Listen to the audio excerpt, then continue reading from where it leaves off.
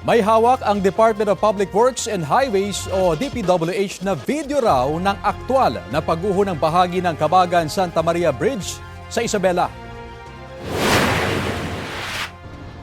Bineberipika pa ng DPWH ang video. Ayon sa kagawaran, posibleng overloading ang dahilan ng pagguho ng tulay. 44 na tonelada lang daw kasi ang kapasidad ng tulay, pero nasa 100 tonelada ang bigat ng dumaan na truck na may kargang mga bato. Bukod sa nasabing truck, may isa pang truck itong sinusundan na dumaan din sa tulay. Makalipas ang ilang minuto, dumaan din doon ang isa pang truck.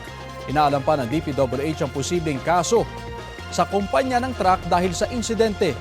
Sinisilip din ng kagawaran ang kakaibang disenyo ng tulay dahil imbes na bakal na lubid ay solid na bakal daw ang ginamit. Sinusubukan pa naming kunan ng pahayag ang pribadong consortium na nagdisenyo ng Cabagan-Santa Maria Bridge.